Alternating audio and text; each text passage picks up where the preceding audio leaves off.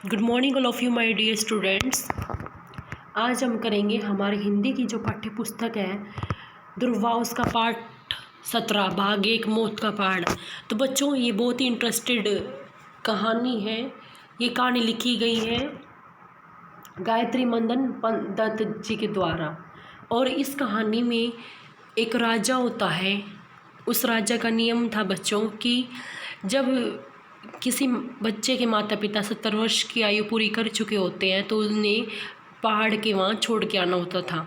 लेकिन चर और इचरो, ये दो भाई थे, ये नहीं चाहते थे कि हम अपनी माँ को भेजें। फिर भी नियम के अनुसार वे अपनी माँ को लेके गए, लेकिन उनका मन नहीं माना। वापस वे अपनी माँ को ले आए, छुपा दिया उन्होंने। तो राजा ने 4 शर्त रखी थी कि अगर आप लोग ये काम करोगे तो ठीक है, अगर नहीं कर पाओगे तो आपको दंड देना पड़ेगा। तो वो हर एक कार्य अपनी माँ से पूछ के करते थे। फिर बाद में जब पुरस्कार की बारी आई तो उन्होंने कहा कि महाराज जी, हमसे एक अपराध हो गया है। हमने आपके जो नियम के अनुसार 70 वर्ष के होने पर अपनी माता जी को छोड़ के आना है। हमारी जो माता जी है उन सब के बारे में हमें ज्ञान उन्होंने दिया था और हमसे ये अपराध हुआ कि हमने अपनी माँ को छुपाए रखा है अभी भी। तो अगर आप पुरस्कार सच में देना चाहते हो तो आप मेरी माँ को दो। फिर राजा ने उस नियम को तोड़ दिया हमेशा के लिए और उन्होंने कहा कि मेरे से भूल हो गई। हमें बच्चों कभी भी अपने बड़े बुज़ुर्गों को अपमानित नहीं करना चाहिए। तो बच्चों, चलिए पाठ को शुरू करते हैं। इचरो और चरो 2 भाई थे। दिन भर वे अपने खेतों में काम करते थे। शाम को जब वे घर लौटते, उनकी माँ सुमी मुस्कुराते हुए उनका स्वागत करती थी। आओ मेरे बेटों, भोजन तैयार है। पर कुछ दिनों से इचरो और चिरो उदास रहने लगे थे। 70 वर्ष के होते ही सब बूढ़ों को उनके बेटे इसी पहाड़ पर लाकर छोड़ जाया करते थे। यह नियम उस राज्य के राजा ने बनाया था। इसके पीछे विचार यह था कि जब बूढ़ों में योग्यता और ताकत खत्म हो जाती है तो वे परिवार और समाज पर बोझ बन जाते हैं। इस नियम ने यह बात भुला दी गई थी कि बूढ़े लोग अपना वर्षों का अनुभव और ज्ञान अपने बच्चों को दे सकते हैं। और एक शाम सुम्मी ने अपने बेटों से कहा, मेरे बच्चों, आज पूर्णवासी है। आज मैं 70 वर्ष की हो गई। अब इस राज्य के नियम के अनुसार कल तुम मुझे उस पहाड़ पर पहुंचाओ जहां से लौटकर कोई नहीं आता। माँ, हम ऐसे कैसे कर सकते हैं? तुम इतनी चुस्त दुरुस्त और बुद्धिमान हो, तुम्हें हम वहाँ कैसे पहुँचाएं? मेरे बच्चों, कानून से तुम कैसे लड़ोगे? और अगली सुबह सुम्मी ने बड़े प्यार से अपने घर को घूम घूम कर देखा। कपड़े सब दुरुस्त हो गए। मैंने आखिरी खाना भी बना दिया। उसकी ओली तैयार थी और यात्रा शुरू हो गई। यात्रा काफ़ी लंबी थी। आखिरकार वे पहाड़ की तलहटी में पहुँचे।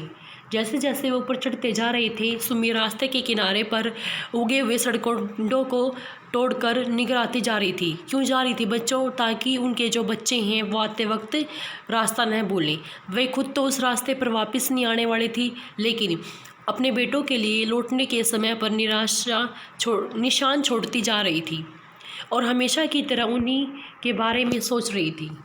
तो देखिए किस तरीके से एक माँ अपने बच्चों के बारे में हमेशा सोचती है। बच्चों, हमारे जो माता पिता होते हैं वो हमारा कभी भी बुरा नहीं चाहेंगे, ना ही बुरा सोचते हैं। तो इस कहानी में भी यही सीख है कि किस तरीके से, देखो, भले ही वो आखिरी दिन था उसके लिए, अपने बच्चों के लिए, लेकिन फिर भी वो चाह रही थी मेरे बच्चे इस रास्ते को नहीं भूलेंगे और मेरे बच्चों का आगे क्या होगा। कोहरे से गिरी पहाड़ की चोटियों पर पहुंच गए वे। जुग जुग जियो मेरे लाडलो, ध्यान रखना, जिस राह से आए उसी से वापस लौटना, अलविदा, वो अपने बच्चों को कह रही थी। हमारी प्राण प्यारी माँ इचरो झट से घूमे और लौट पड़े। समझदार और प्यारी माँ के बिना घर कितना सूना लगेगा। जिसने हमें इतना सब कुछ दिया, दुख सुख में हमें बड़ा किया, उसी का प्रत्याग आज हम कर पाए। कितना भयंकर और कितना शर्मनाक कार्य है। यानी वे जाते जाते सोच रहे थे और समझ रहे थे, उन्हें दुख हो रहा था कि हम अपनी माँ को छोड़ आए। और निराश होकर वे वापस पहाड़ की चोटी की ओर दौड़ पड़े। माँ, तुम कहाँ हो? हम रास्ता भटक गए हैं, कहाँ हो? बर्फ़ से सुन्न होकर अधमरी सी सुम्मी झाड़ियों के पीछे पड़ी थी, पर उसने चेतना आई, बच्चों को मेरी ज़रूरत है। इचरो और चरो ने उसे डोली में बिठाया और घर ले चले। वे देखो टूटे हुए सरकंडे पड़े हैं ना, तो तुम उसी रास्ते से चलो। फिर उन्होंने कहा कि अब जब घर आ गई तो माँ, अब हम तुम्हें कहीं नहीं जाने देंगे, चाहे हमें कोई भी सज़ा मिले, राजा हमें कुछ भी कहे, लेकिन हम आपको नहीं जाने देंगे। इचरो और चिरो ने सभी को, जो सुम्मी थी उनकी माता, उसको झोपड़ी के पीछे छुपा दिया था, ताकि जो गांव वाले हैं, सिपाही हैं, उनको पता नहीं चले। अगर उन्हें पता चल जाता तो फिर वे सुम्मी को वहाँ पर छोड़ आते।